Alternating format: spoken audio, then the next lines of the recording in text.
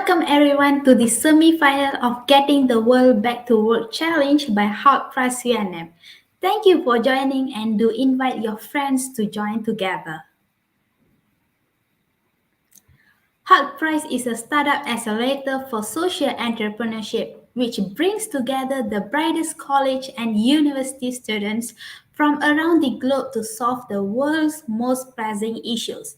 Its annual initiative is the world's largest crowdsourcing platform by allowing participants to compete in events organized on campuses around the world.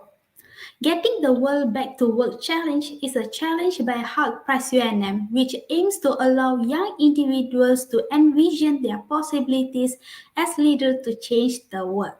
We proudly present the topic for this year, which is to come up with a startup idea that will generate 1,000 jobs by 2024.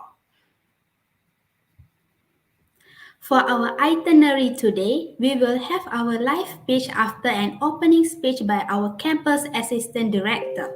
We will have a 30 minutes judges deliberation time while the participant can take a rest. We will announce the finalists once the results are out.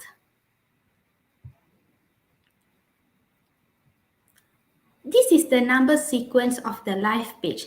We start with the team Ceteris Paribus, followed by team Elite, Meta, Bluebirds, Team Magneton, CLY2, T160, and ImproV.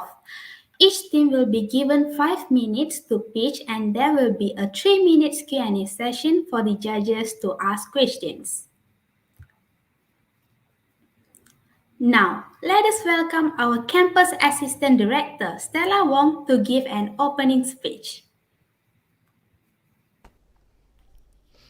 All right, welcome everyone to the semi-final of Getting the World Back to Work Challenge by Hult Prize, University of Nottingham, Malaysia. So first of all, really appreciate all of the audience that tuned in today to witness today's finalists. And also, I believe everyone knows because of the pandemic, a lot of people lost their jobs, and also the unemployment rate has increased tremendously. So through this challenge, we aim to reintroduce 1,000 jobs in Malaysia market by 2024 through all our teams to date. And also, I believe all the teams have developed amazing ideas that could help us achieve the goal. And also, at the same time, I would like to extend my gratitude to all the teams that for stepping out of their comfort zone and joining this challenge. It's definitely not easy, and I believe all of you can do it well. So all the best in your pitching later. Thank you. Thank you, Stella, for the wonderful speech. Let us introduce our judges for today. Our first judge is Mr. Colin Blackwell, who is the founder of Enablecode, a social enterprise based in Vietnam with the mission to create employment for people with disabilities. Let us welcome our female judge, Ms. Swee Lin, who is one of the founders of PichaEats, an impact-driven enterprise that rebuilds the lives of refugees in Malaysia through a sustainable food business. Currently, she is running a division called the MED movement under Leaderonomics, hoping to pioneer the volunteering and education space. Another judge for today is Mr. Hafiz Kasman, who is the co-founder and COO of Kinobi. Kinobi is a digital career platform helping 200 million people in Asia in job exploration, job preparation, and job switch. Once again, thank you to all our judges. It's wonderful to have all of you here today, and we appreciate your efforts in joining. A huge thank you to our sponsors and partners who are SeedLab, Leaderonomics, and Kinobi. The top 5 teams today will be walking away with one-to-one mentorship courtesy of Kinobi to aid their team in preparing for the challenge in finals. Kinobi's vision is to be Asia's largest career accelerator for the Gen Z workforce to guide and bring its users along the exciting journey of the discovery. Kinobi provides services such as resume builder, interview training, virtual experience programs, and career coaches. Let us begin with the live pitch. Now, I would like to welcome the first team, Ceteris Paribus, to pitch their idea.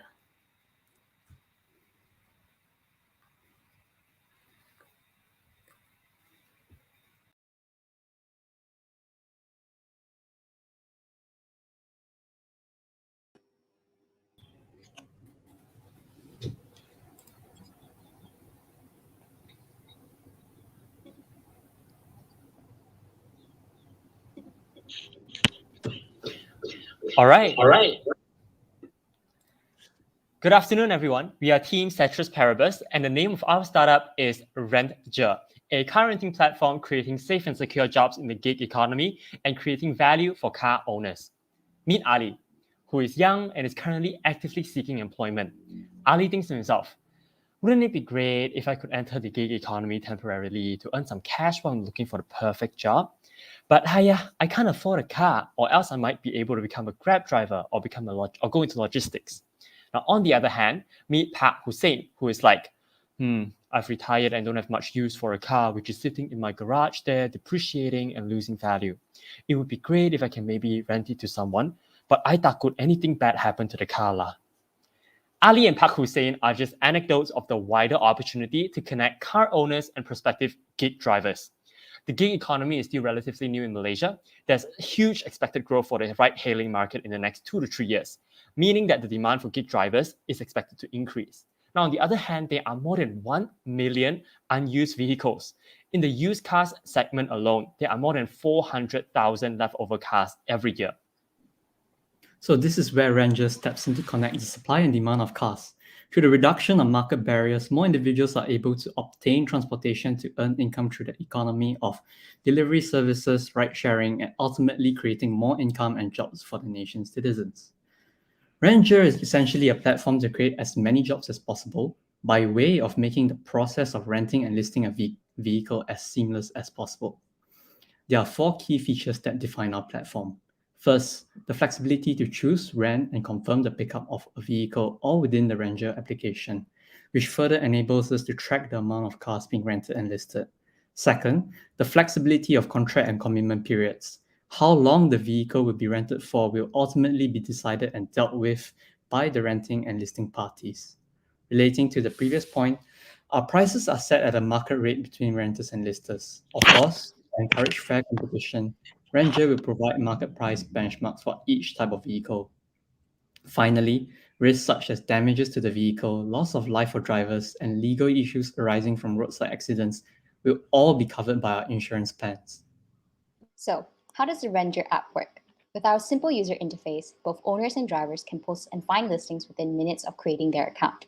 The user journey can be split into 2 streams, one for the owner, Pak Hussein, and another for the driver, Ali. Once both individuals have been certified in our system, we can begin Pak Hussein's journey with the listing process of his per-dua visa. He will upload pictures of his car and fill in the necessary information to supplement the listing.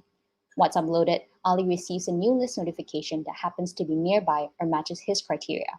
Ali then books the car and the renter information will be directed to Pak Hussein for booking acceptance purposes.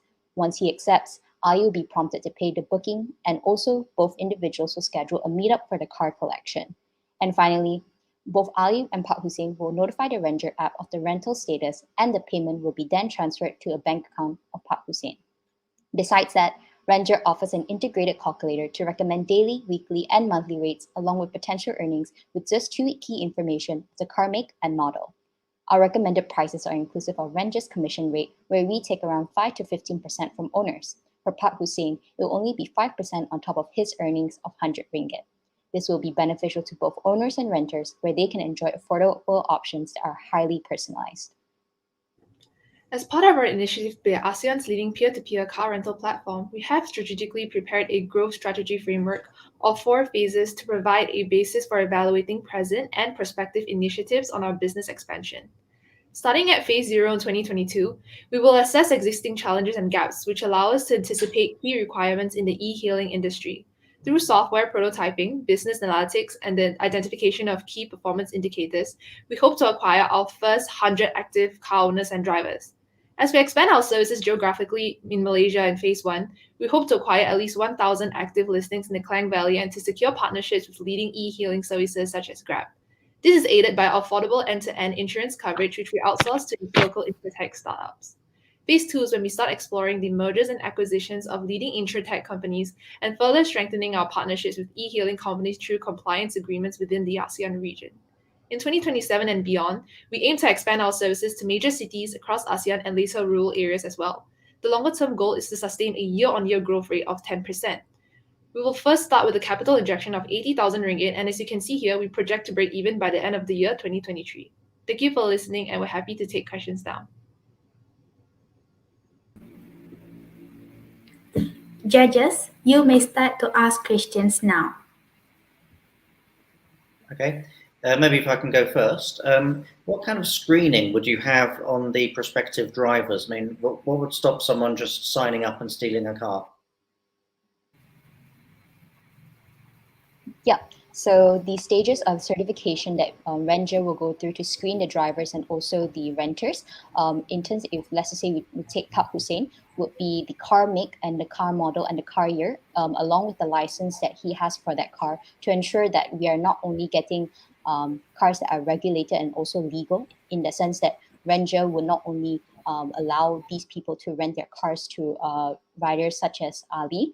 And in terms of Ali, we also check the background of his age and also the purpose of the car that he's using it for. And this would usually be for deliveries and also the extension of work that he might do on the side, as he's a gig economy worker, which is our target market. Maybe my teammates would like to add on a bit more. I have nothing to add on to Nicole's statement. Matthew and Hanson, you guys can go next. Yeah, nothing to add on. Okay, Yep, and no problem. the technology platform you'd be using for this app, have you already built that, or how are you going to approach that? Yeah, so in detail, we have not built the app yet, but we're foreseeing that the app development and also the amortization and the maintenance, that we would have to fork up at least 40,000 ringgit in terms of funding, and also some of the opportunities that we have seen locally through the government initiatives to possibly create this app application. Thank you. Okay. This is a two-sided marketplace. You have the car owner and car seeker. Which one is more difficult to get traction on, you think? Yeah, maybe. Yeah, I think I can take that. Currently, we foresee that the car lister side of things will be more difficult because there are obviously risks that is borne by these car listers, the owners of the cars, right? So that's what we anticipate, and currently that's the area that we'll be looking into, by starting off by some of our friends and family who might have an extra car that they want to list. Because of the relationship that we already have with them, they might be our first customers. And as we get more and more positive feedback and reviews, that's where we can expand. That's where we can get the whole chicken and egg thing rolling. Understand. One more question. You mentioned your first target audience is gig workers who need a car asset or mobile vehicle asset. Do you have a second target audience that could potentially also be interested in getting an unused car? Yeah, I think typically, I think does someone want to go? Or maybe I can add on first. So I think the second target market that probably Ranger can probably look into, it's more of the tourism and also people who like to rent it on a day-to-day basis, maybe for going on holidays or just going to another place in Malaysia. And typically we see our competitors offering that service, but as mentioned in our slides, we think that the most focused area right now would be the gig economy workers. What's the market size? Yeah, maybe Swee Lin, let me just bring you to the market size slides. Yeah, Swee Lin, maybe you want to run through it? Hello guys, the time's up for the 3 minutes. Right. So should we answer the last question, or should I just stop presenting? You can answer it and yeah, we can wrap up. Sure. Yeah. Maybe Swee Lin, would you like to take this question?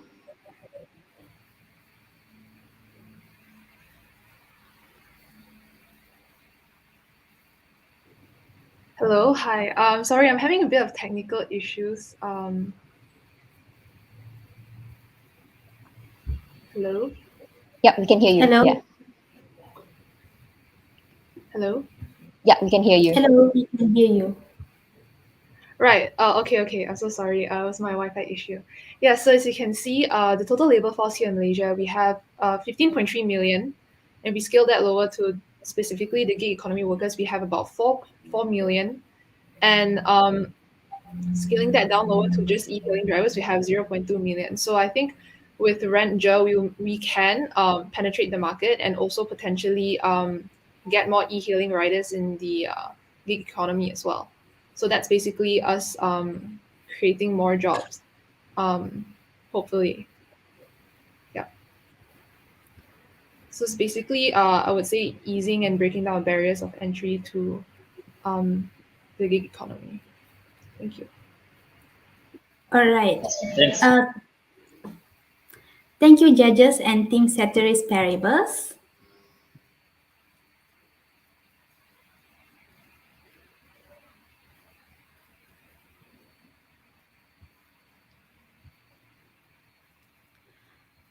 I would like to welcome Team Elite to deliver their pitch.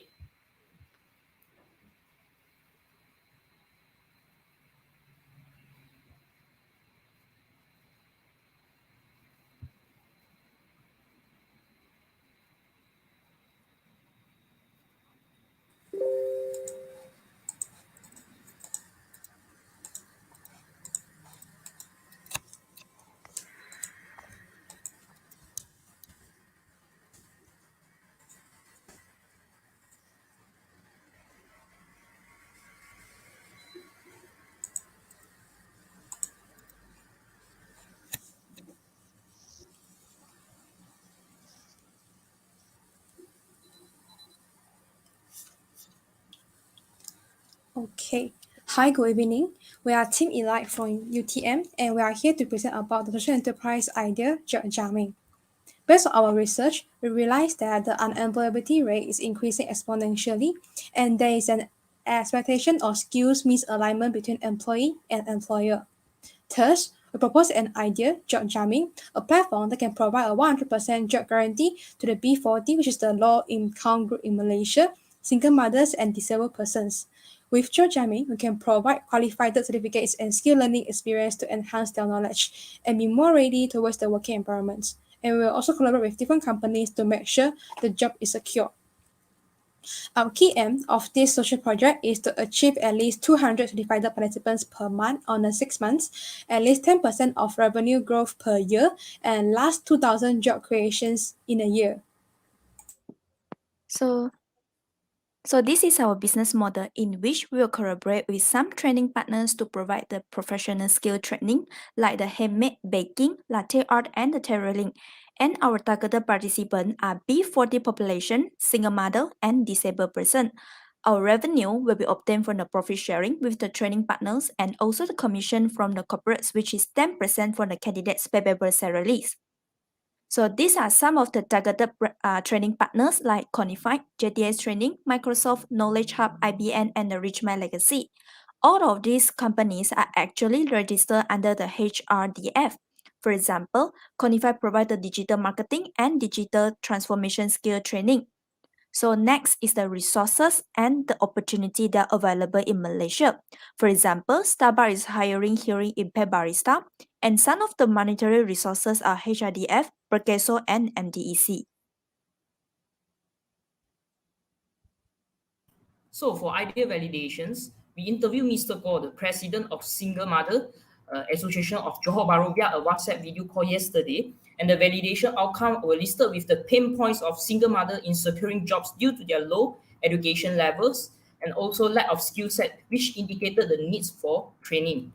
Next, we are very grateful to interview Mr. Amy, who is the president of Disabled Association in Johor Bahru as well. He himself is also physically disabled, and we are very lucky that we can have a physical meeting with him at the Department of Labour under the Ministry of Human Resources Malaysia to gain more insight on the current government initiative in helping the needy groups for job allocations. Encik Amy also shared that his association current status, which is more than 50% of the disabled members are currently jobless, and most of them prefer home-based or office nature job due to their physical inabilities to travel. They also think that the repayment for training costs by installment of 10% of their monthly salary from the job secure is actually bearable and acceptable. Lastly, we would like to validate from a corporate perspective. Our team also interviewed the branch manager of KFC at Kulim Kedah branch. The validation outcomes show a positive feedbacks, as with job jamming value creation, they felt more confident in hiring because less training cost was needed, and the initiative actually create a good corporate reputation.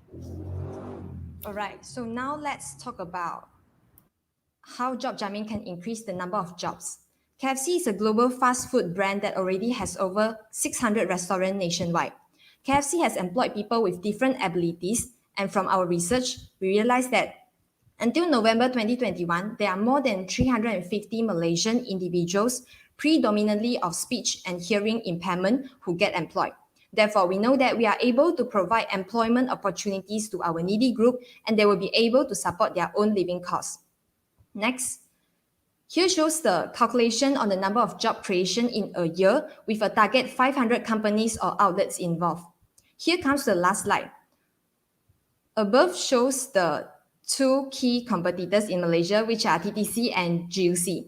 There are some differences between these two competitors and job jamming. First, they are focusing on the job guarantee for fresh graduates or their own students, while our mission is to provide 100% job guarantee for needy groups such as people from B40, single mothers, or disabled people. Our commitment period is shorter than the other two competitors. With this, we are able to bring social impact. For example, increase their base knowledge, hence they have their own abilities and get themselves prepared to join a corporate regardless of their background.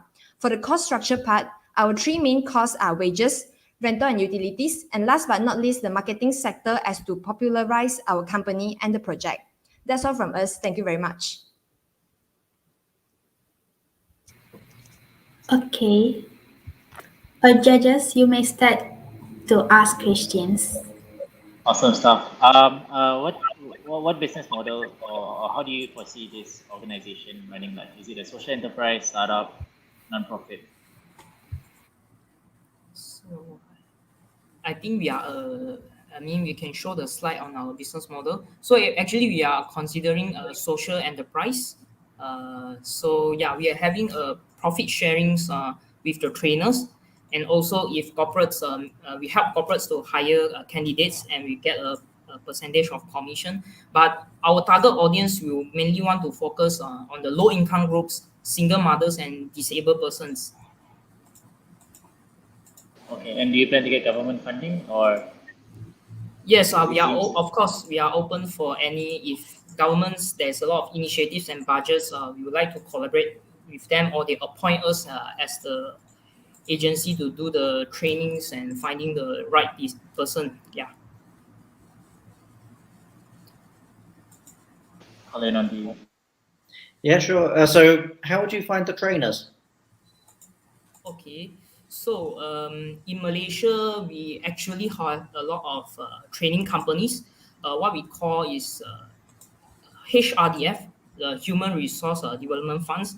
There are actually a lot of HRDF certified trainers, and we would like to collaborate with them and then specialize in digital marketing or graphic design. And when we did our validation, actually a lot of the disabled would like some skills on customer service like telemarketing and so on. So we'll find those kind of trainers to collaborate with us, and preferably we give them a office-based job or work from home job for the disabled. So the skills they learn is mostly those who can work from home lah. Yeah. Okay. And people, regardless of their background, sometimes are just really not employable. Some of them just, they have a wrong attitude to work or something like that. How can you be offering a guarantee of employment?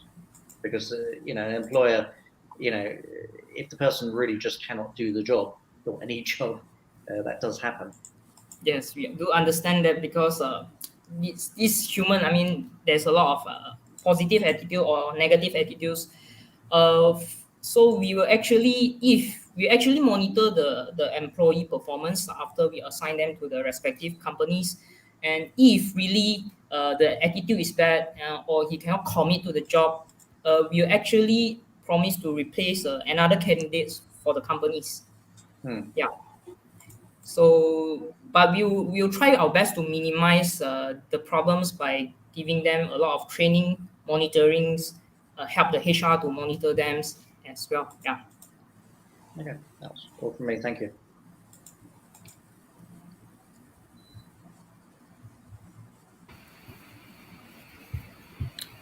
All right. Thank you, judges and Team Elite.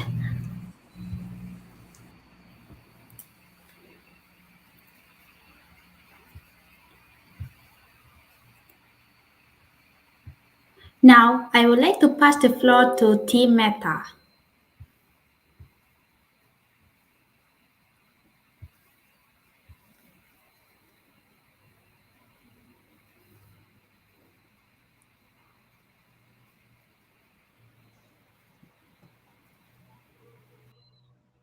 Hello, can you guys hear me? Hello? Yeah. Can you guys hear me? Yes, we can. Yeah, I can. I freaking knew it, dude. Let's go. Is David here yet? I have no idea. Yeah, cool. How about you guys don't on your videos because it lags me out. I don't know why. Yeah. Okay. Yeah. Okay, so yes. Can we start? No. We have to wait for them to put us in, right? Feel free to start. You've been added into the stream. Okay, cool. Okay. Well, good evening, judges. My name is Tanishk, and I'm here representing Team Meta. One of our team members, Mia, unfortunately couldn't join us today as she's writing an exam. But she was the person who came up with the base idea for our product while all of us worked on it. So a problem that we're trying to tackle was that in 2009, there was a scandal in Myanmar that caused a huge tank in the demand for tea leaves. So our plan is to take the extra tea leaves in the market and create a quality controlled product that consumers trust. Looking at the recent trends in the market for natural oils, a rise in awareness for their health benefits has increased its demand, and analysis shows that the essential oil market is expected to grow at an annual rate of 7.5% up until 2027. Our target market for this product is actually females who are approaching menopause as they start losing a lot of hair. Apart from that, we are aiming at millennials who are interested in aromatherapy, as our oil can be used for that too. Our competitive advantage for it is that we sell it at the median price of the market, but our bottles are bigger. So, for example, the market sells roughly 22.5 ringgit for 100 ml bottle, while ours is 150 ml for roughly the same price. Apart from that, our product is chemical free. It's made 100% from tea leaves. And it can also be used for multiple things such as hair loss prevention and aromatherapy. We collaborated with a local producer. Their name is Sleepy Town, who actually already produce organic products, including hair oil. So they looked at it as a chance to expand. We chose them as they would cut our costs significantly, and they are an experienced partner. And they agreed to produce the oil and package it, and allowed us to resell it here in Malaysia under our name. I'm about to show you a video of a woman in her late 30s who's experiencing hair loss.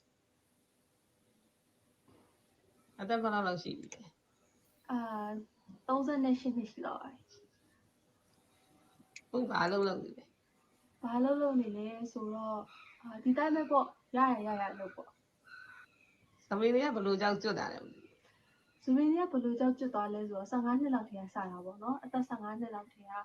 Tua cuma sangat ni lang tiada sabi yo. Iyo ko yang ni kuat. Sangat ni bio minta tu nak kuat ro. Alu bio le ni ro. Minta tu orang ni saya alu mesti. Ayo nau so ma, no? Nau kau ni sih ni lepas dapat tak kau ni sih. So basically, the lady that was just interviewed, she actually tried the oil that our partner is using, and she said that the condition of her hair loss improved after doing that. So that was more of a interview / testimony video for you guys. I'm gonna hand it over to David now to talk about the major market share. Okay, so thank you, Tanish. So to bring as much tea leaves farmer back into the market as possible, we decided to research into the top 30 competing products that could compete with our product. And we looked into products that are best selling in Shopee, Lazada, and Alpro Pharmacy. And these are the 6 most highest market share products. And to compete with all the existing products, let's look into our financials and see how we plan to compete against them.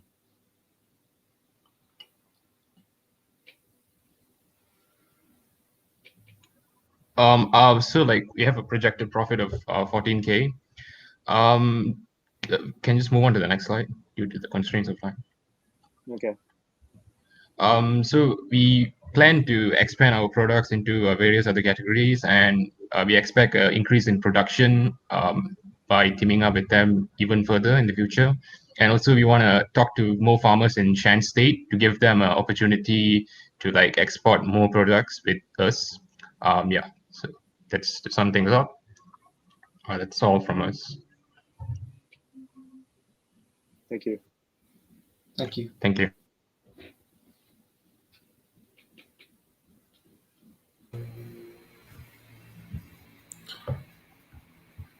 All right, judges, you may start to ask questions now.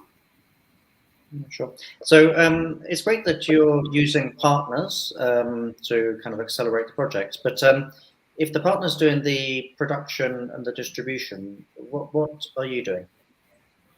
They aren't exactly doing the distribution. They are producing and packaging it, and we'll be transporting it to Malaysia, where we will distribute the product. And distribution channel, are you looking online or how? Online, most probably online, because it's easier and we don't really have the capital to start our own store. But we will look to collaborate with stores like Guardian and other pharmaceutical companies in Malaysia who sell oils like this for an affordable price. Thank you. What is your marketing strategy? So you're targeting women in 40s plus essential oil enthusiasts. Yeah, so I'm just curious about this immediate market. I can take that question. So the question is, we are targeting essential oils and but like that's the main goal. We want to target oil first, but in the future we hope to expand our market because right now like people are into health products. So we want to expand. That's our goal. But our primary market is right now hair oil. Yeah.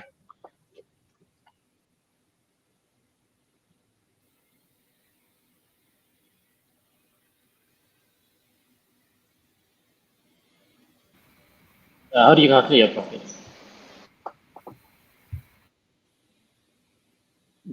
Jake, do you want to take this one, or David, or do you want me to explain?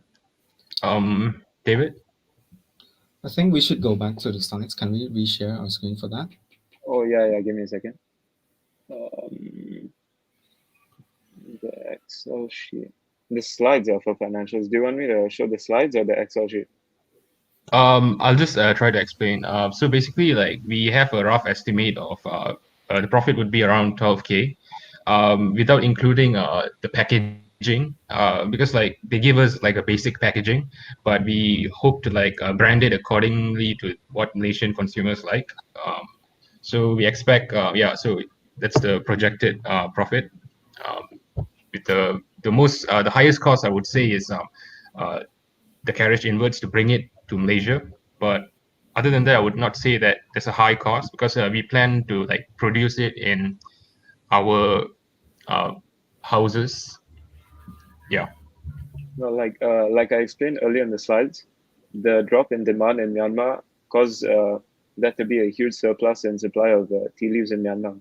So the cost of getting the tea leaves dropped drastically, and I think for like we calculated for a kilo was like 10 kg. I mean, for 1 kg it was 10 ringgit.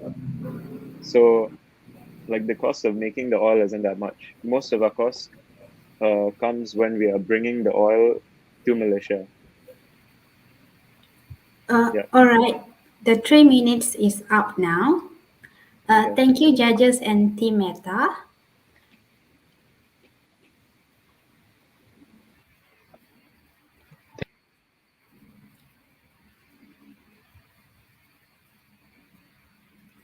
Next, I would like to welcome Team Bluebirds to deliver their speech.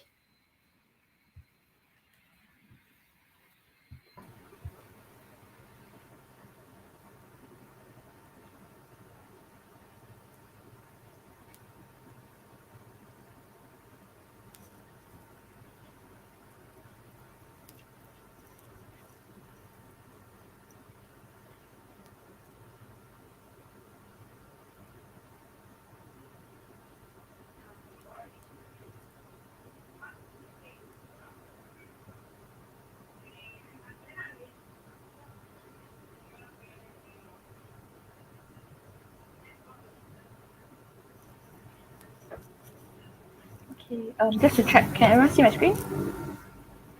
Yep. Alright, if you are ready, then yeah.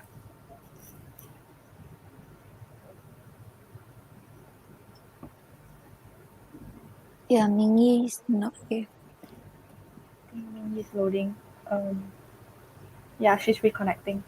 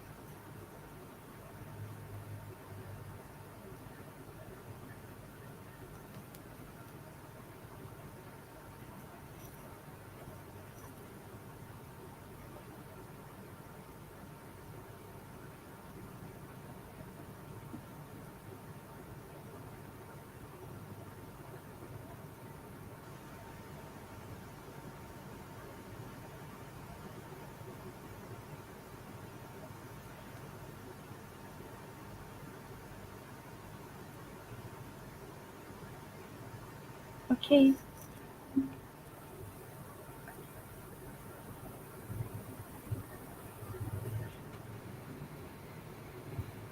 Okay, I think we need to wait for a while.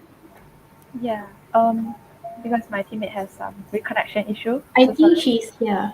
Yeah. Okay. Yeah, but Cool. Mingy, do let us know if you can hear us, yeah?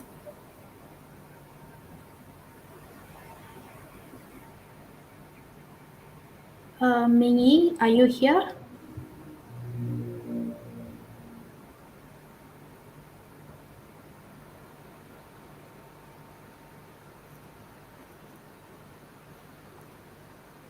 Okay.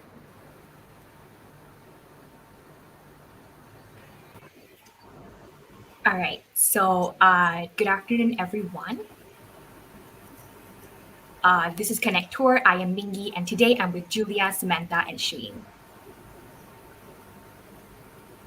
So before we go into our business idea, here's our problem statement. Firstly, COVID-19 has caused the number of unemployed individuals to reach 768,000, with our youth unemployment rate as high as 11.7%. Next, the pandemic has also caused a 10.3% decrease in average household income. And lastly, we found that as high as 20% of our household have moved from the M40 to the B40 income bracket. So on that account, and as the world is getting back to work, we present to you Connect Tour, a freelance platform that connects tourists with local guides. We envision Connect Tour to easily create more than 2,000 freelance jobs by 2024, while further relieving our national unemployment rate, as we see that many are actively looking for jobs and additional sources of income. We also envision Connect Tour to aid the youth unemployment scene as we provide work opportunity as well as basic employment training to help upskill our youth who struggle to find jobs. So moving on, I'll simply explain the user experience of Connect Tour in the perspectives of both tour guides and tourists. So on your left, individuals who wish to become a freelance tour guide may sign up, then proceed to take part in our comprehensive background check to ensure the platform's safety. Then, they shall introduce themselves in their profile as part of marketing their own service. Lastly, they will wait for a client and provide their service. So as for tourists, which is on your right, they'll first need to indicate their intended travel location, then customize their itinerary, or choose a recommended one. Then, the platform will recommend tour guides and they may select based on their guide profile. Finally, they will pay a deposit, then await their service. Right, so to establish Connect Tour, we need two main things. First of all, human resources. This consists of app developers, software engineers, as well as a strong marketing team. So two, intellectual property, including our brand, customer database, and etc. So as for key partners, we will be partnering with our owners of accommodations, transportations, tourist sites, and restaurants to arrange packages and perks which can enhance one's travel experience while making it more affordable. And on the point of education and training, especially for unemployed youth, we plan to outsource this to professional training centers as well as language learning centers. So moving on, we'll talk about why we are unique compared to competitors such as Klook and Travel Buddy. So first of all, we envision Connect Tour to be a one-stop solution, all-in-one platform with comprehensive travel perks, recommended guides, and tour planning services. Next, we provide a high level of customization in one's travel plan as well as guide selection process. Lastly, our platform is focused and localized as the guides would be locals who are familiar with the area. So that's all from me. Over to you, Julia. Okay, thanks, Wingy. Now, how would Connect Tour create jobs? This can be divided into four main categories. Connect Tour would reduce unemployment faced by fresh graduates in the tourism industry and also at the same time provide employment training and experience to them. Tour guides affected by COVID-19 will also benefit from our platform where they will be able to provide service in low-risk areas and create content for their profile. Besides, due to the fact that it requires minimal qualification to be a tour guide on our platform, it benefits anyone who seeks for supplementary income. And lastly, it increases customer traffic for local businesses, especially in the hospitality and tourism sectors. Hence, this reduces the possibility of businesses cutting down on manpower. Next, we identify 5 main risks. The first risk would be tour guide misconduct. And next, to prevent exploitation of our platform, a code of conduct will be created and sign-off agreement with parties involved, followed by the risk of customer not turning up and where the initial itinerary is changed due to unforeseen circumstances. Lastly, if there is a rise in COVID-19, Connect Tour may venture into virtual tourism. The initial capital required is 45K with an ROI of 2 years, while the main revenue source of our platform would be 10% commission on each transaction and advertisement and partnership fee. And with this, we arrive at a 5 years revenue projection of around 100K. Lastly, we'll be launching our pilot project and crowdfunding in the first half of 2022. And as for the second half of the year, it will be website launch and expand partnership with tour guides. In the further future, we hope to conduct an expansion by collaborating with car rental and Airbnb, and also introduce gamification function with AR/VR. Through Connect Tour, we connect people and create jobs. Thank you.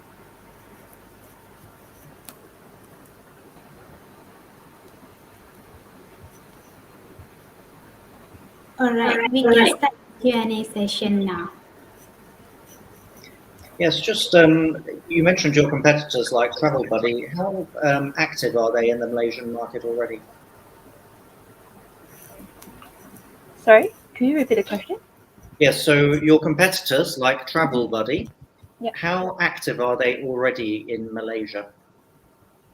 All right. For Cook and Travel Buddy, right, we see mainly two different market right here. So for Cook, right, they are pretty active in terms of providing those, I would say, providing travel guides and helping people to get the booking easily with the partnership that they have with hotel and accommodation, transportation. However, for Travel Buddy, it's only mainly when it comes down to the travel tour, the tour guide and travel plan segment, which is still pretty new in I would say in the Malaysia sector, the Asia side.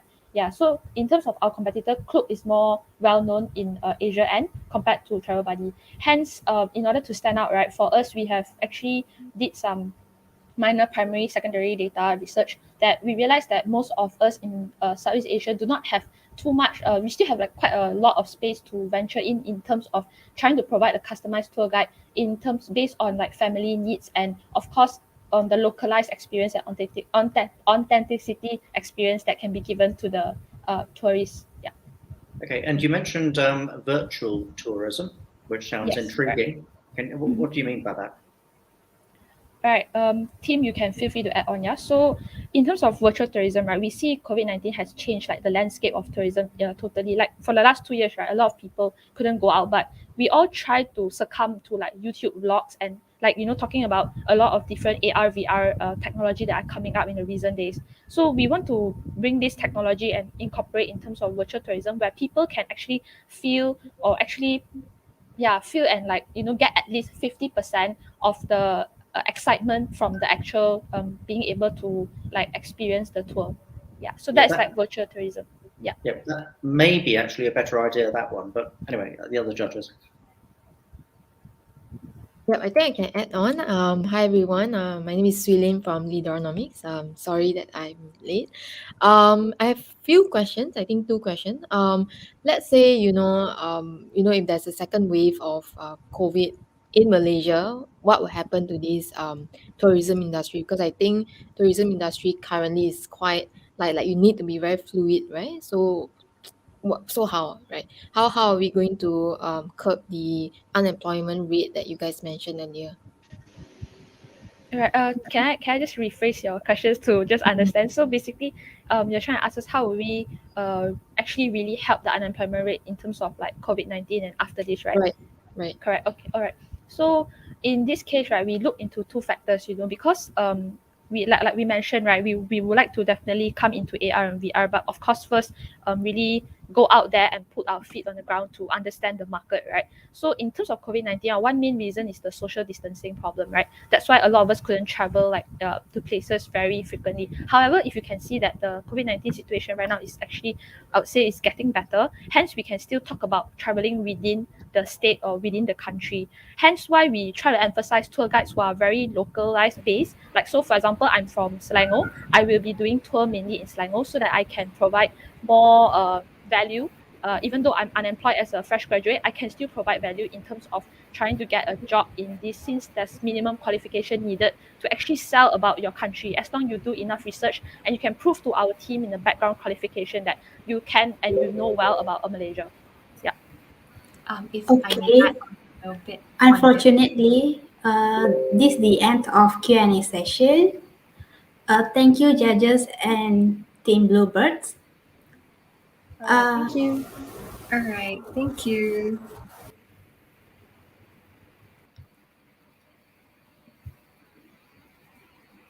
Next, I would like to welcome Team Magneton to deliver their pitch.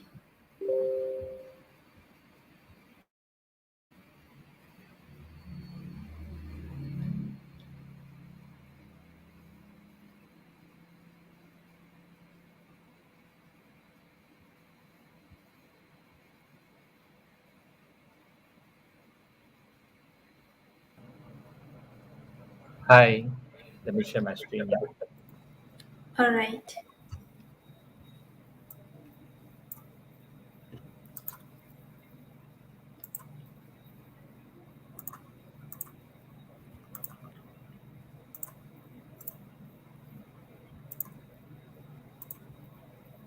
Yep. Can you see the screen? Yes, I can. Okay. So I may start now. So hi everyone, I'm Oscar from Teen Out Academy, where everyone jobs come true. I'm sure everyone has heard the story of Kawi the T Thambi. He's a recent Unitech mechanical graduate, failed to secure a job during COVID-19. As a result, he ended up selling masala tea at Brickfield. I'm sure we all know one or two Kawis out there, which as sad as this is, show that unemployment is very real. From here, we can see that unemployment have rose to a staggering 4.9% from 3.2% in 2020 alone, and just not because of COVID. Unemployment has been a serious problem for decades. So as of June 2021, there are 768,000 of unemployed people in Malaysia, as reported by Department of Statistics Malaysia. So the reason why is this happening? The first reason is per resume. 77% of hiring manager disqualify any resume with minor mistake. Next, there is up to 80% mismatch between jobs requirement and applicant skill.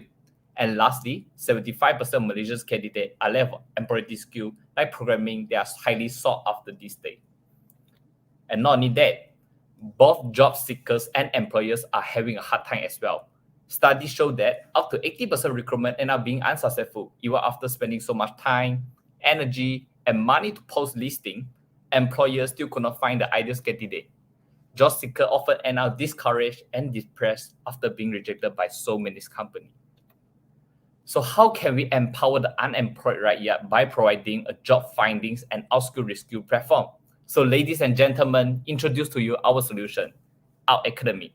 Our Academy provides three main features, where our features are compatibility evaluator, outskill and reskill, resume builder with LinkedIn integration. So firstly, the compatibility evaluator, job seeker can easily apply for their dream jobs now. Our Academy will be providing psychometrics and cognitive assessment to the job seekers, and our AI and machine learning algorithm will provide instant result on the job seeker personality, technically skill, working culture, and even suggest suitable job for them. And in this way, it will help HR to save so much time and energy by providing fresh, skilled workforce. And for job seeker, they are able to know themselves better and can apply for the dream jobs of theirs. And in the case where the candidate does not pass the compatibility evaluator test, they will be given the chance to outskill and reskill. Our Academy will tell them what they can improve upon and provide them with the cost accordingly. And this is because there are so many amazing initiatives out there, and we realize there are very little students are aware of them. So we compound all these opportunities from government initiatives like HRDF, Magic, MDEC into one place, and job seekers could learn marketable skill and even filter it by stages. And after getting all these amazing skills, our resume builder will then use our AI content-based filtering, string matching algorithm to analyze and transform their qualification into a well-formatted resume. Applicants could choose whether to have a more traditional resume or model resume according to the company they're applying to. So after doing our market validation, we have also received great response from the potential user. 87.5% of our respondents mentioned they are interested to sign up on this platform to get a job, and this is mainly because of our feature match their pain point. And other than that, we have also approached a few potential partners for user acceptance testing of our prototype, and they have shown great interest and provided some valuable feedback as well. So now you might be wondering, how are we going to compete with all other big job platforms out there? So turn out LinkedIn is free, but they only focus on the job listing part. While JobStreet and Indeed have more features, but they have no compatibility evaluator and are extremely pricey to use. So what we are targeting here is actually a big loophole in the job searching market. We offer more features at a really affordable price, and therefore allowing us to build a strong niche platform. So moving on to our business model, our market size is extremely huge. There are 190 million of unemployed people in the global market, while 782,000 in Malaysia. And our target market are fresh grad in Malaysia, which brings us down to 75,000. And from here, we are only targeting 1% for our target market, which is 750 transactions. Then for every successful transaction, we will charge attractive commission of 1,000 ringgit, and this could bring us 750,000 of revenue. So this is a cost breakdown in the first year, which is around 105,000. Majority of the costs are used for talents, software, and marketing. So not only that, our mission is to narrow the gap between employers, employees, and government in Malaysia while creating more jobs by 2024 in line with the government policy and initiative while targeting both SDG Goal 4 and 8. So what are the benefits they will bring to our customer? enhance quality of employment using compatibility evaluator, empower the right yard using outskill and reskill, ease job application process, and outskill using resume builder with linking integrations. So ladies and gentlemen, we hope to help every Kawis out there who are so motivated and dedicated but still struggle in the job seeking world. So without academic, we are here to help everyone jobs come true. Thank you. Judges, you may start to ask questions now. Okay, so thanks, Oscar. Fundamentally, obviously, believe in the problem statement coming from my background. But one question: the key to crack this market is really in getting the volume of students on board. How do you plan to do that as your initial first step? Okay, so we understand that this is a 2M market. So by looking on our business model itself, we need to understand that there's always supply and demands, right? So of course, to get a student, actually we have something that go in mind is that we want to go to market strategy is by actually partnering with the government's university and some of the private university as well by having their students to sign up on our platform. But what actually attracts students to sign up on our platform, of course, is the free testing. Like they can actually give free report of what's the skill that they might need to improve on and so on. So from the employer side, so we understand that people will not try out our platform if, let's say, we charge a upfront cost. So that's why we go this business model is that for every successful transaction, successful hiring, in the sense that only that will actually pay for us. So they actually have zero cost by just trying out our new platform. So this is some of the things that have come into our mind when we discuss of the go-to-market strategy. All right. Mr. Colin, you can go next. Yeah, sure. So you were mentioning AI that you're going to be using. So for example, are you using, let's say, machine learning so that the outcome of the number of people employed changes, let's say, how you're matching the people characteristics? Yep. So we understand that different companies have actually different expectations on their employees as well. So that's why you can see there's compatibility. Actually, we have the first step is the employer need to set their assessment. But we do have a template for them if, let's say, this particular company, they don't have their in-house, because some of the big company, they have their in-house talent management, template and so on. So that's why we also provide both. The one is we customize based on their expectation, and the other one is that we provide a general template. And Who's then doing the programming though? Are you the AI specialist or you'd use someone else? I'm mechatronic engineer, so our team also have the software engineer as well, where our specialist in AI as well. So my final project is doing AI.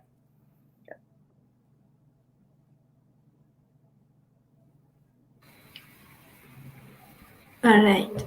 Miss Swee Lin, you can go next. Yeah. So how do you compete with other similar platforms that actually do upskill trainings and things like that? Yeah. So I think we don't compete directly. Instead of say compete, we partner with them because outskill and reskill basically is an add-on feature where we want to help the user to actually to get the skill that maybe, let's say, they are not good in digital analytics, but this company, they are looking for digital analysts, and the reason why they didn't get into the interview stages is because they lack of this skill. So we actually recommend to sign out for this course. So it's in terms of competing, we're actually partnering with them, but our main competitor basically is the jobs platform, I would say. I mean, if there's more time, is there more time? Yep. Unfortunately, the times end. Right. Thank you, judges and Team Magneton. Thank you.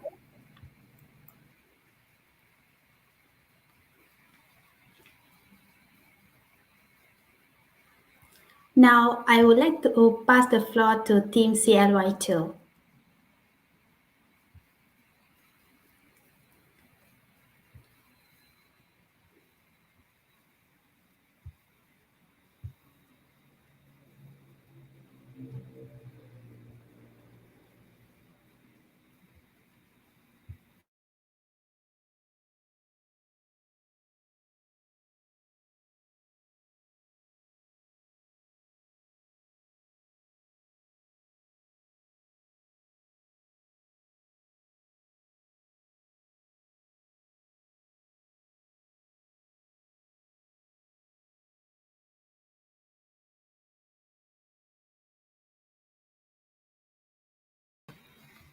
CLY2, are you ready? All right.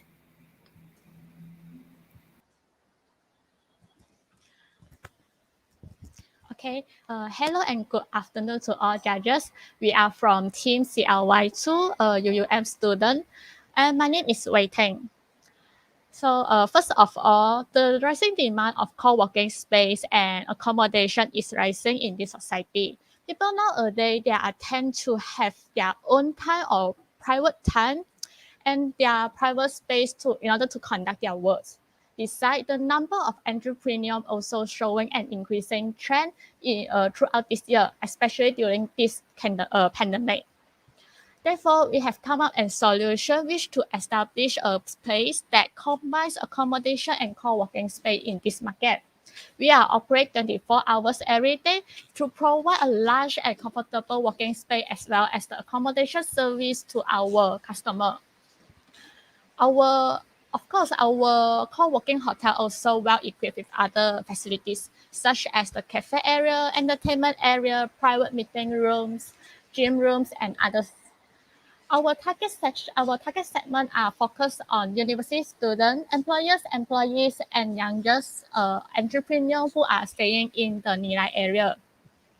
Of course, we do also implement the strict standard operating procedure in order to ensure the safety of our workers and customers.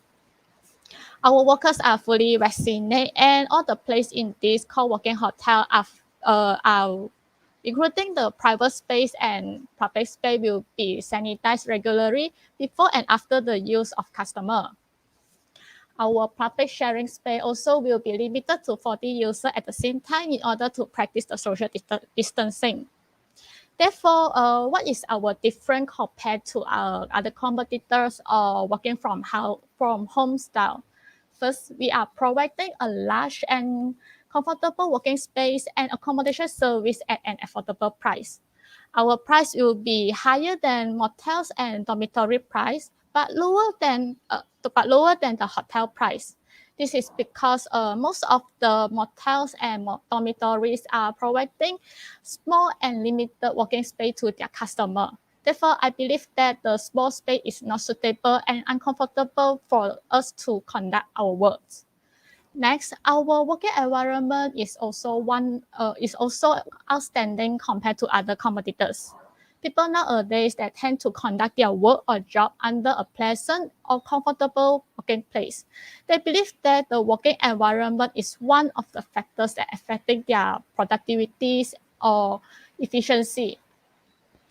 Of course, some of them are conducting their work from home. However, their productivity may be disrupted by external factors such as the family members, kids who are having online schools, and others. Therefore, our co-working hotel is able to provide them a quiet and pleasant working place in order to conduct their work efficiency. In addition, we also strongly encourage our customer to pursue a healthier lifestyle, and we aim to create a work-life balance culture in our co-working hotels. Aligned with this, we have prepared a gym room with a variety of fitness equipment. In order to prompt our customer to exercise regularly, we have offered an activity or promotion to allow them redeem their snack when they hit our targets, which is exercise at least 45 minutes. The startup entrepreneur also able to run their business or having their private meeting rooms in this co-working hotel, rather than rent an office from outside where it may be costly to them. Therefore, it also may be generate the collaboration opportunity among them by integrating with other business fields. Last but not least, we are having a high flexibility in membership system where our customer can cancel their membership anytime with certain terms and conditions. According to our organization chart, this kind of business is able to generate job opportunity in this society. We are having our own human resource department where we recruit the most workers such as the cleaners, receptionists, security guards, customer services, and others. Plus, we also focus on disabled people as our cleaner in order to allow them earn their own money. With the rising demand of co-working space and accommodation, we believe that this kind of business will be a new trend in Malaysia. Therefore, we aim to expand our market to other states in Malaysia and generate jobs 1,000 and above in 2024. That's all from me. Thank you.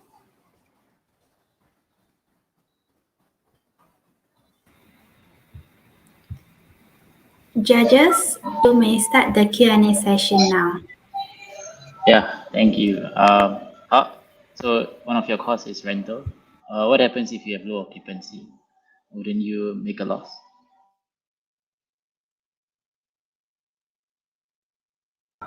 Colin? Your cost structure is rental, right? So you rent the space and then you rent back at a higher margin. That's the business model, right? Yeah, that's the business model. Okay. What happens if we hit low occupancy rates? Let's say 50% occupancy. We will try to find a bigger space, and then we will try to find a bigger space near the university, and then we aim the university students as our target customers. Or anything to add on pay or rating? I think that's not from me.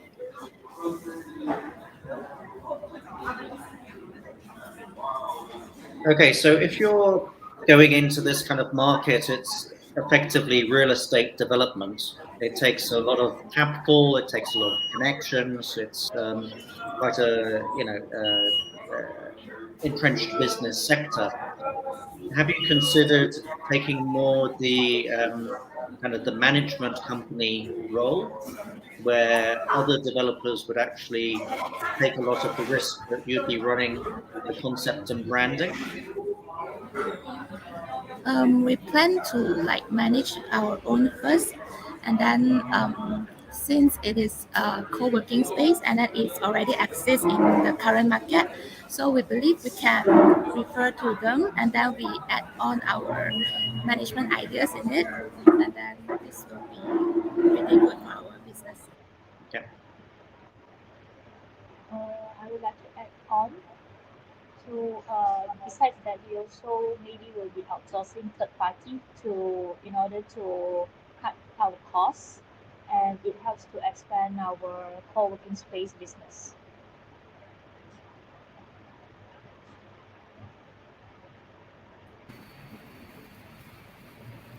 All right. Miss Swee Lin, do you have any questions to CLY2? Yeah. How do you manage work-life balance, since it's a space where people work and sleep? Yeah, we will prepare some equipment like table ping pong, and then as well as the gym room, and then to encourage them to work, and then at the same time they can carry out entertainment and also sports together. To encourage them by promote some package, like they can redeem their food throughout the calories they have deducted in the gym room. Alright. Besides that, we do have a restroom for them. So it's a combination of accommodation with co-working space. So when they are tired, they can straight away rest, and it's more relaxed and quieter, and it allows them to work in a more efficiency. Okay. Thank you, judges and team CLY2.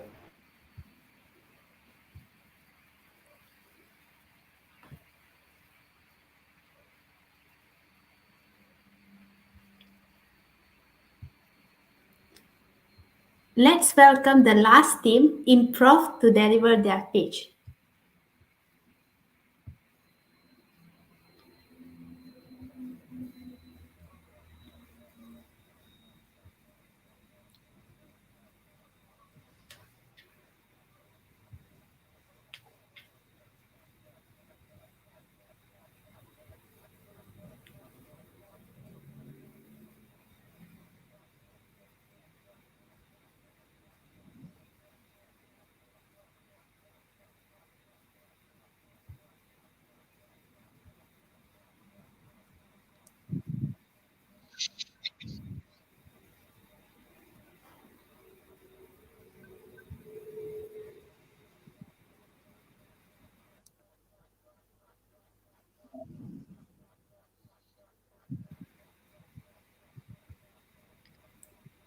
Team Improv, are you ready? Yes. Screen share? Can you share screen? Yeah, I'm going to share the screen. Okay.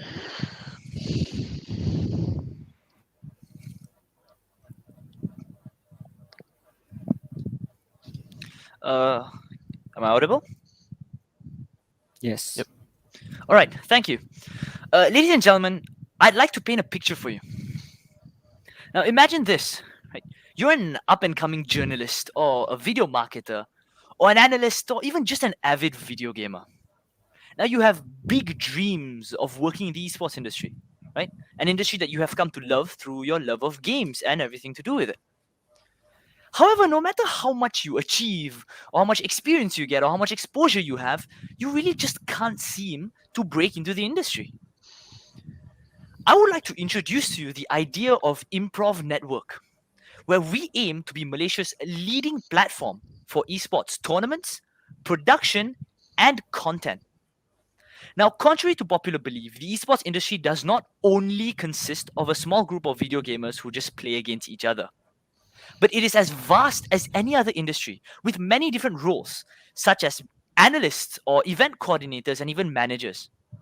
Therefore, first of all, we would like to remove that stigmatization of what the esports industry truly entails, therefore elevating the Malaysian esports scene to newer and higher heights, and eventually being the forefront of the esports scene in the Southeast Asia region. Now, while ImproV really is the brainchild of the three of us, the struggles of really getting into the industry hit closer to home for no one other than our very own Syed, who to date has contested in multiple Tier 2 or semi-pro tournaments and is amongst those with the highest player ranks in a number of competitive games. And yet, with all of these achievements, he is still unable to get booked with an organization. So, Syed, tell me, what are really the problems that exist with the esports industry in Malaysia? So the problems is that there's currently a huge visibility issue for prospective players like me to get noticed by organizations. In fact, there is barely any huge organization that is located in Malaysia that is actually scouting for players properly. Basically, the road to joining the esport industry is currently being made too complicated in Malaysia. So I figured, why not solve this issue? What if we connect the Malaysian player base by giving them an all-in-one platform to be a community, to manage or join tournaments, or even be trained? Think like forums meets esport academy and broadcasting. This is an example of the platform that we are trying to achieve. A place where people can enhance their skills and connect with each other, and even organizations can connect. But Asfa, why esports? Why now? Well, for starters, esports is currently a multi-billion dollar industry. Just last year, it was valued at 156 billion US dollars. And the current largest demographic is Asia. Roundhill Investments projected that growth will center around Southeast Asia. And in the spirit of creating thousands of job opportunities down the line, esports is uniquely positioned because it's relatively new in the market. And even a subpar gamer like me can use my data analytical skills towards esports. This is the same for broadcasting, management, even sports psychology. You don't have to be the best gamer. Speaking of gamers, this is the potential market for 2020 last year.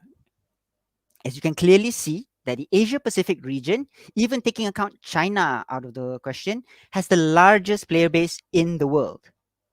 Europe has half that number, yet they're doing more with less because they had the support and they have the infrastructure, allowing them to dominate major regions. A good example is just last week, Blast Premier CSGO quarterfinals. In Denmark, two Danish orgs go head-to-head, filled with the Danish crowd, filling up the entire Royal Arena. The event was a huge success. Who was the sponsor? It was none other than KPMG themselves. Imagine the possibilities that we can do with our 2 million players. Why not us? So how are we going to do this? Think about it. This industry requires a lot of trust and the community. Hence, we have to sustainably grow our audience. you start with community-based tournaments and then growing up into larger scale tournaments and managing live tournaments as well. And then transitioning to scouting and talent training. Now, these are example of two big competitors that we have currently in the market. ESL, a global mogul, and Malaysia Esports Federation, something more local. They're doing good work, but they leave a lot to be desired in the sense of marketing or advertising in the Asian market specifically. And they're focusing on two different aspects and not expanding much, whereas we wish to provide more. So let's face it, esports is the future, and the future is now. So why not join us in improving Malaysia? Thank you. Thank you.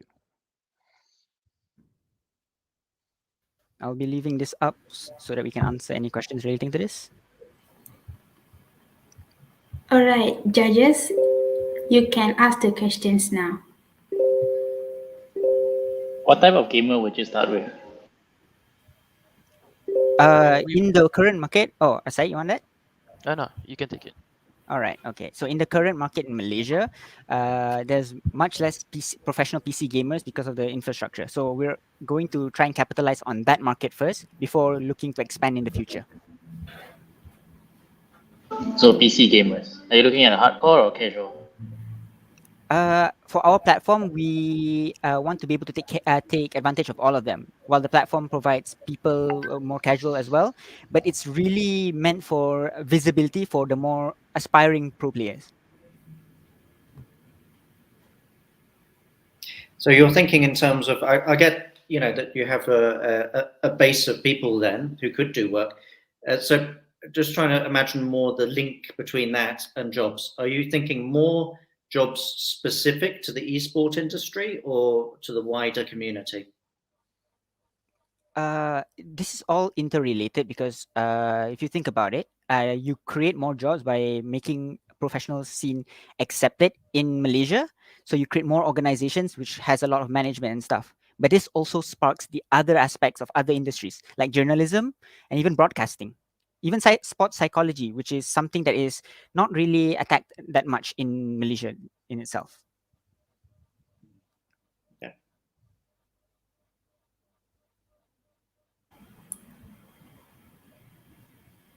All right, Miss Swee Lin, do you have any questions to ImproV?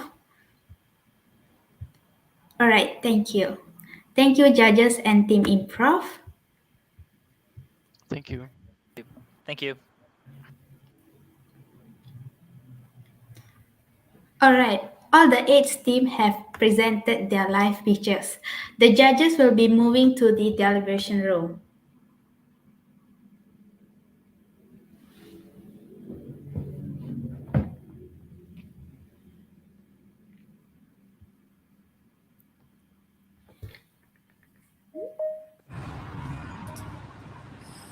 So hi everyone, while waiting for the results, we actually have a little quiz for you to try out.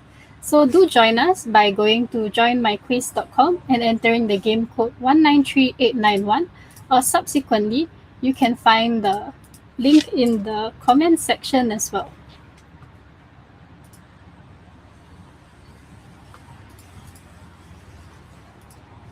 I will begin the quiz in roughly 2 to 3 minutes, so please do join us to test out your knowledge on sustainability.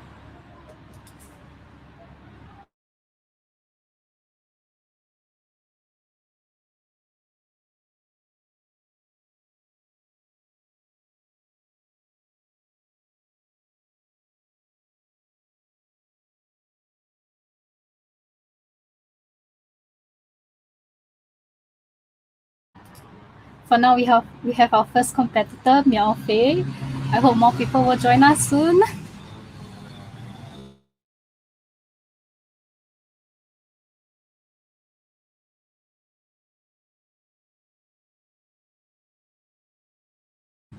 Alright, so we have our second and third competitors, Cute as Ducks, as well as A.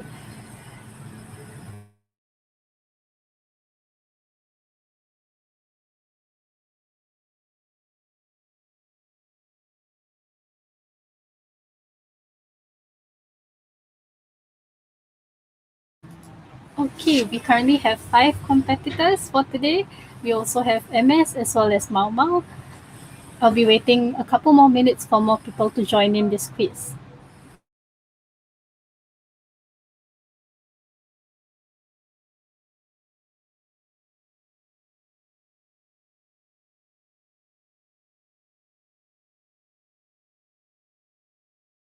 Okay, so welcome to Mochi, Logesh, Amar, Ichi-ni-san, as well as another Amar.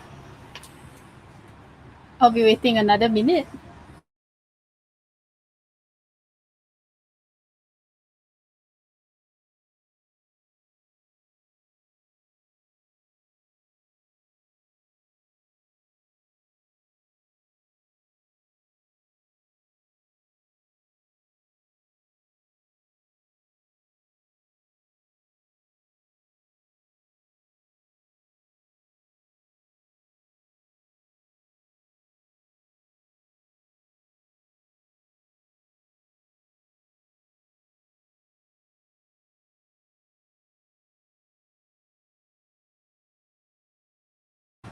Okay, and our final competitor for today is Nini.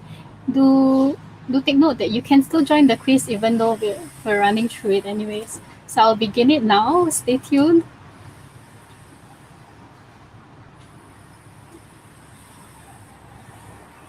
So I know there's a bit of delay in the YouTube live, but for the first question, what did Nestle do to approach sustainability in business? So for this, there are 4 options: paper packaging, water efficiency, cut more trees, as well as manufacture less products. Which of these do you think are the answers?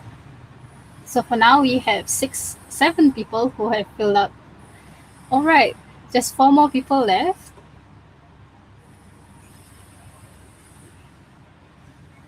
Three more, and we have 10 seconds left on the clock.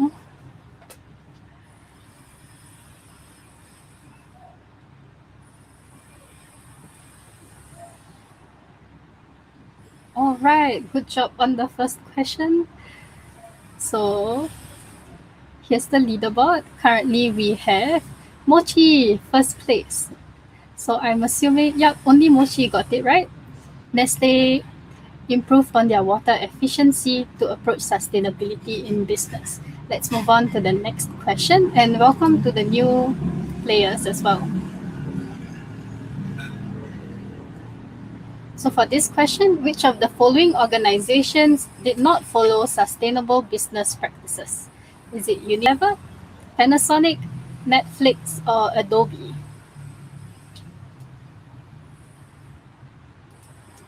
So for now, we have 4 people who have answered so far.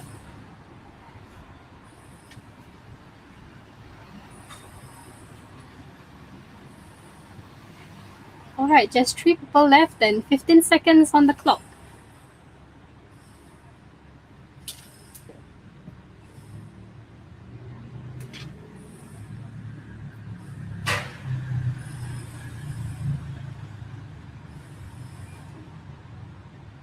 Okay, so let's see how you guys have been doing. So the current leaderboard has MS in first place, followed by Nini, followed by A, and Mochi has actually dropped down to 4th place. So the correct answer to this question is actually Netflix. All right, let's move on to the next question.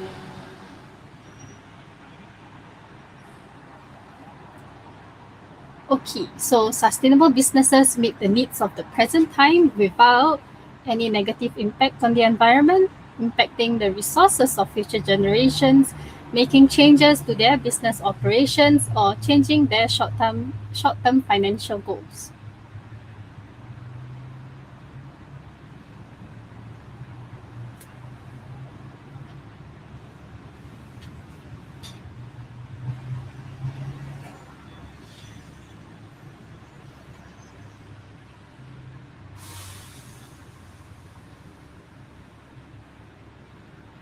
Okay, just 5 seconds left on the clock.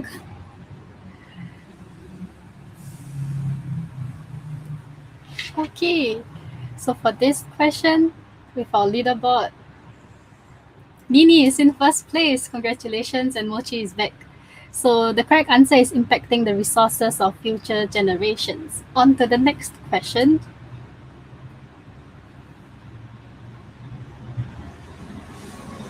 Okay, so which airline has banned the use of single-use plastic on the flight from 2019? Is it British Airways, Singapore Airlines, China Airlines, or Air India?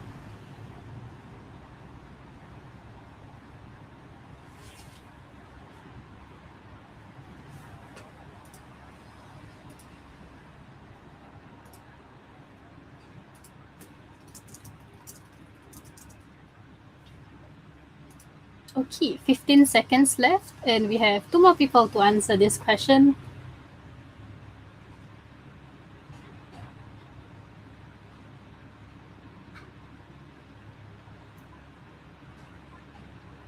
Okay, it's fine. You'll get the next question. So for now, we'll look at the leaderboard again. In first place, it is now Melfei, followed by Nini and Mochi. So the correct answer is Air India. So next question.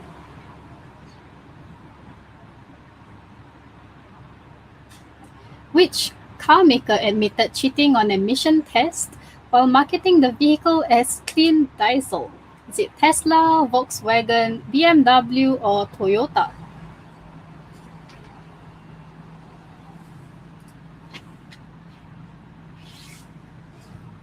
So we just have 20 seconds left or so, and 5 more people to answer.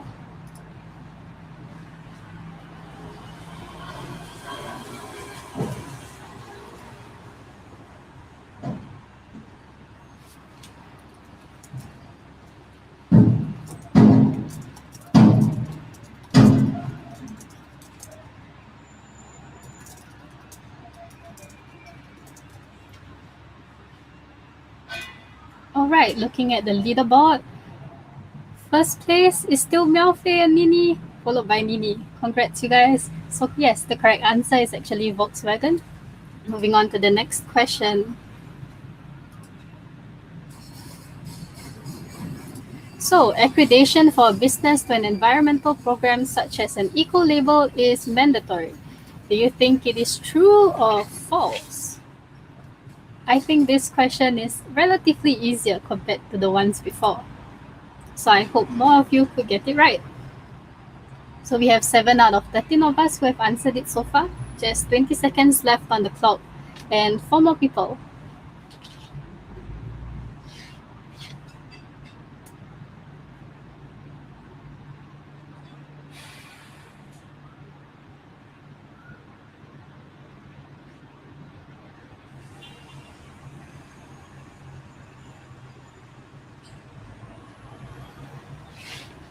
All right.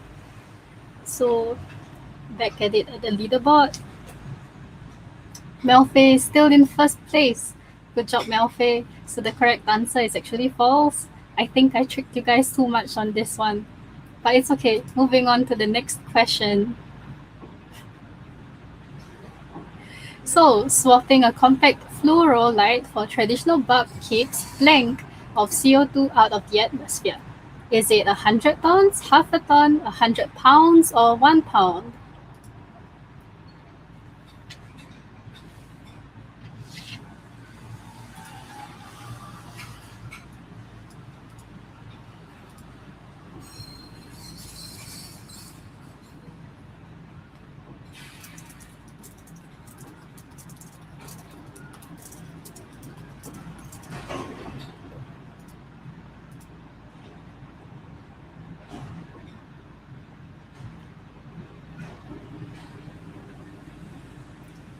Okay, time is up.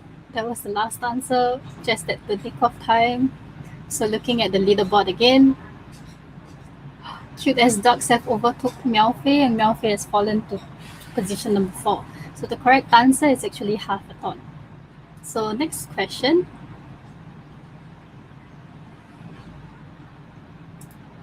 How much paper does the average government employee use each year?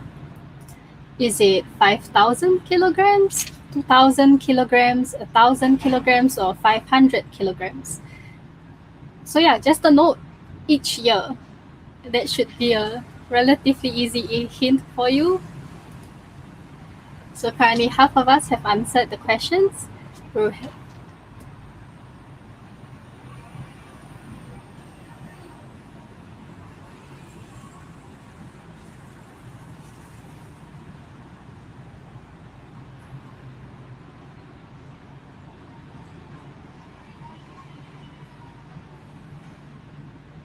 Okay, so we're at the end of our 8th question.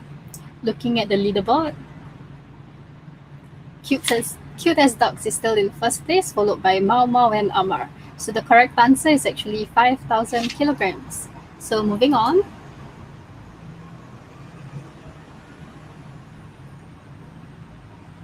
What is the Environmental Quality Act 1974 in Malaysia?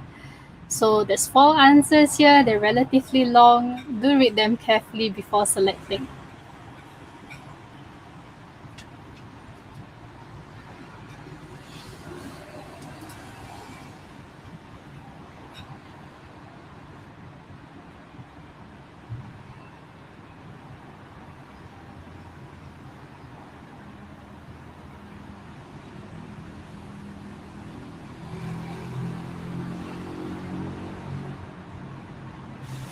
Okay, just 5 seconds left on my clock.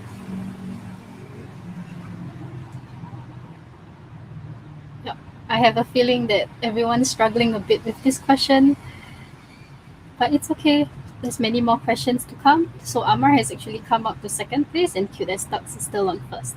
So the correct answer is the first one, prohibits any person from discharging any environmentally hazardous substances into the atmosphere. Yeah, unless a license is obtained. So moving on.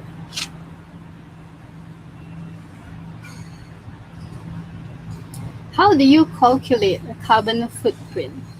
The total of gas emissions by organization, event, product, person, or by animals, buildings, food waste? Or is it by organization, industry, and transport? Or lastly, by organization, products, and nature? So half of us have answered so far, and there's still 20 seconds on the clock.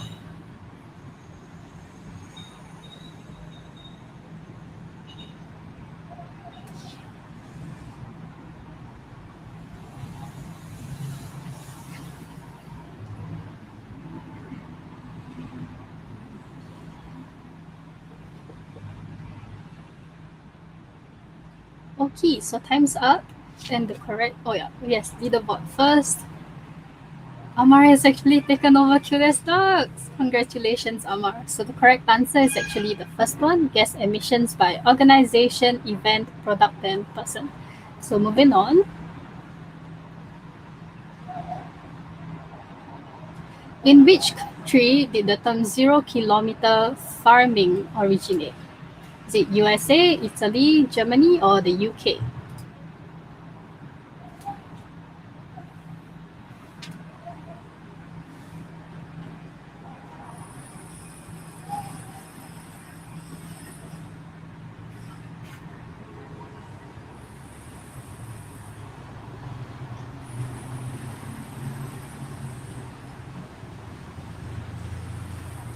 Okay, just 10 seconds left on the clock, and half of you have yet to answer this.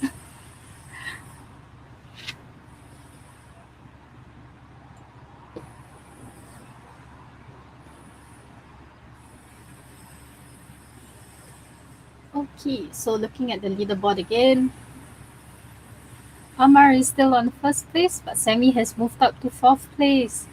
Okay, the correct answer is actually Italy. Moving on. What is phantom electricity?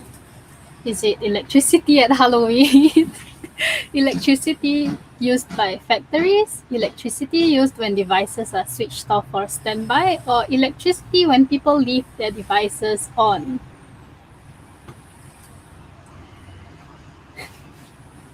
I see most of you are back for this question.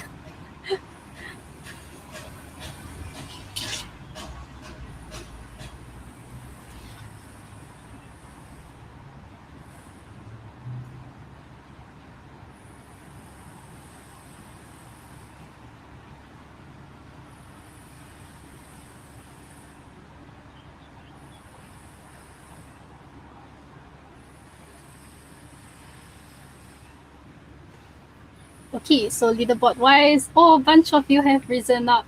Congratulations. And I saw another Amar there climbing up. Okay, so the correct answer is electricity used when devices are switched off or on standby. So moving on. What are the three pillars of sustainability? Is it economic, legal, political, society, community, environmental, economic, society, environmental, or stakeholders, organization, financial performance?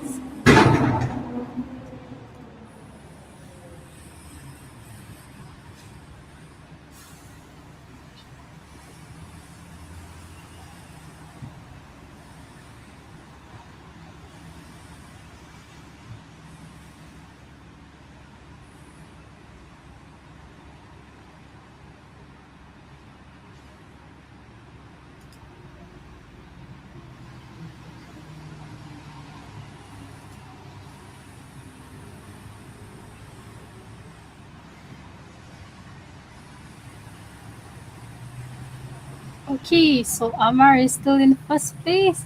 And congratulations, guys. We don't have to run through all 20 questions today, so I'll be skipping to the last few to run through with you guys. So, what percentage of total global greenhouse gas emissions are produced by the fashion industry? Is it less than 1%, 5%, 10%, or 15%?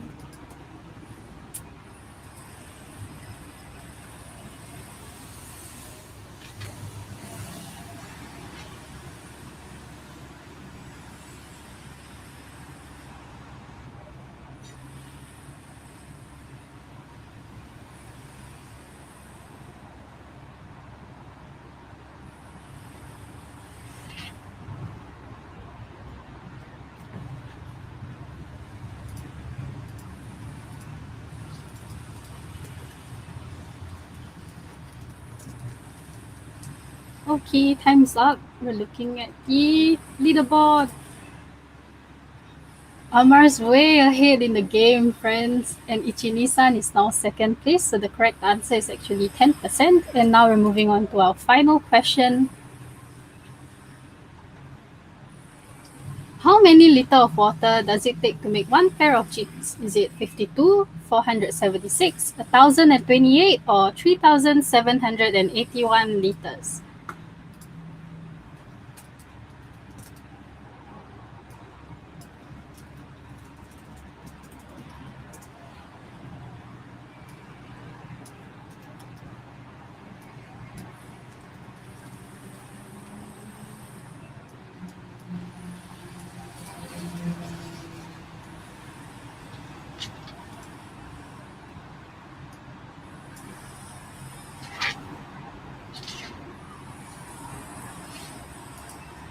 Okay, so we're ending our quiz in just a bit. Thank you for joining us so far. So we'll be going through the leaderboard again. And yep, Amar is still in first place and a bunch of you actually went up the leaderboard. So the correct answer is actually 3,781 questions. So now I'll be ending the session and we will be able to see the top three. So first place is Amar, congratulations, followed by Ichini-san and Sammy. Okay, so before I go,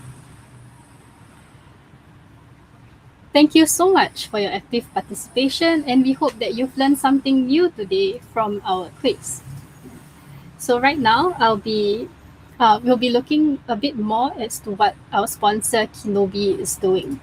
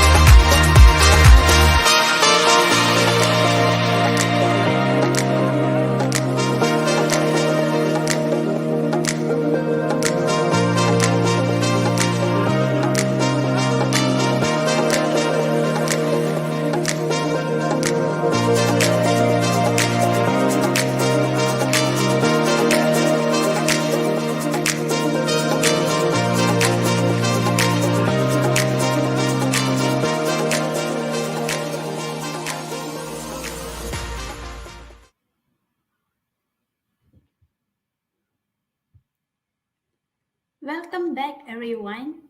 Now, I would like to grab everyone's attention. The moment that we have been waiting for is here. We are going to reveal the top 5 teams from today will be moving to the finals. The finalists for the Getting the World Back to Work Challenge presented by Hult Prize UNM are Team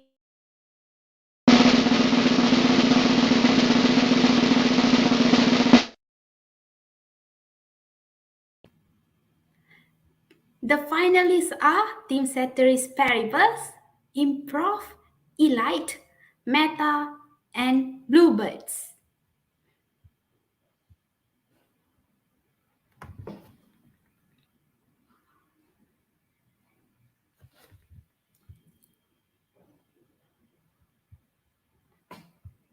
Congratulations to all the finalists and to the other participants.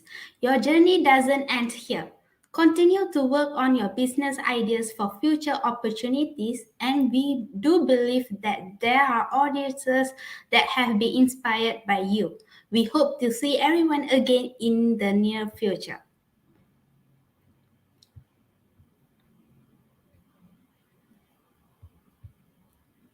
Before we end, I would like to welcome all the judges to give a few words to all the participants that join us today.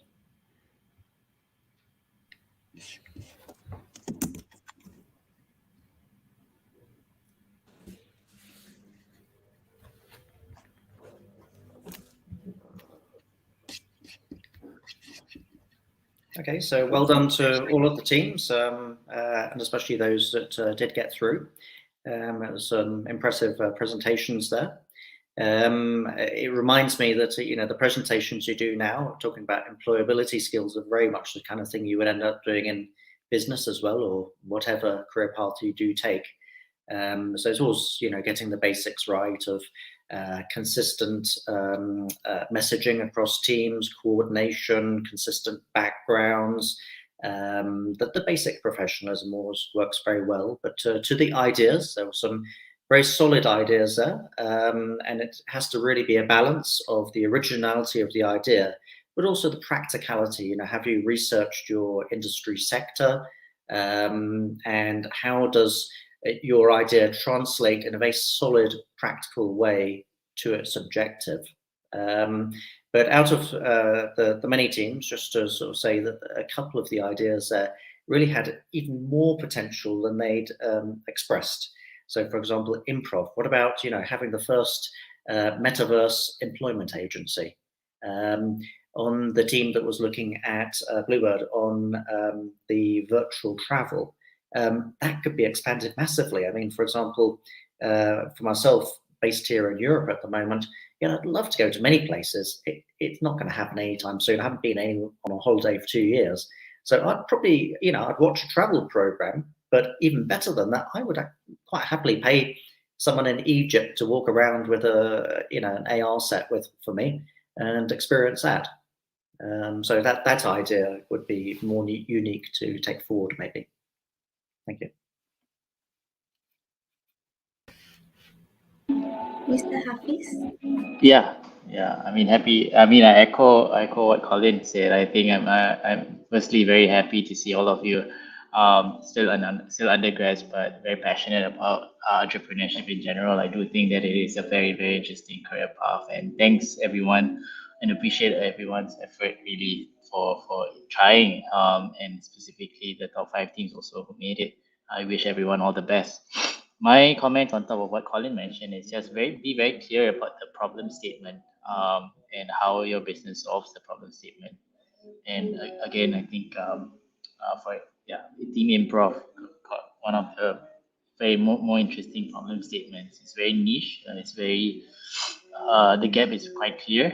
And I think if some of the other teams would also somehow find that niche problem statement, I think it'd be very interesting thing to expand on. The other thing I would like to also comment is also the fact that some of you really went out of the way to get real customer feedback and real user interviews. I think that's also a very key fundamental part of doing an early stage startup, and really commend that those teams who did that. I think Team Elite did that pretty well. I mean, you've spoken to key expert folks who are really entrenched in the space that you're trying to build in. So kudos to that. And again, if other teams could also follow suit and learn, I think that would be really interesting, because then your solutions would be a lot more targeted and a lot more realistic. The execution is a lot more possible. So yeah, I mean, all the best, everyone, for the finals, and can't wait to see what comes out of it. And hopefully one or two ideas really come into fruition. Thank you.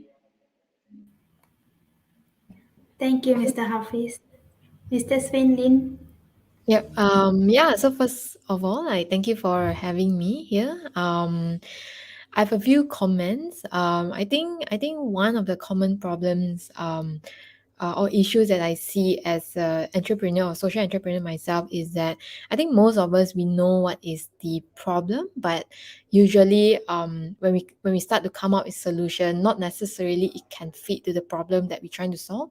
So I think for that, when we come up with problems, probably need to go through a few more layers of what is the real problem, what's the real issues, and also to come out with a solution that can fit the problem. Yeah, and the second thing would be, I guess, the business model part of it, to think through whether the business model would work, whether let's say if this is a startup, this is a real thing that you guys are that you guys will make it into a real thing, right? So I think there's a lot more to think in terms of like revenue, how to make money, and how to pay your team, pay yourself. I think that is the reality of the world, or how things goes. Like, if you can't afford to pay your team or yourself, probably the next thing is, your parents would say, oh, go and find a full-time proper job, right? I think most of the ideas are great. There are a few unique ideas, like ImproV. There are a few like similar ideas, that is what is out there, but to me, not necessarily it can't work. But I think there needs to be more thoughts, more like research, more thoughts, more data to show that you can actually compete in the same market. I do think sometimes certain things is very saturated, certain market, but not necessarily we can't compete. But I think if some teams wants to compete in a more saturated market, I think then you need to do more homework, you probably need to work harder, you need to probably convince more people, or why should I use your platform instead of the other platform, and things like that. Yes, that's some comments from me. Thank you. Thank you, judges, for your advice and kind words. Thank you again to the judges, audience, and the participants. To the participants, your journey do not end here. Hope to see you continue to strive more. Once again, thank you for joining us today. Have a good day ahead.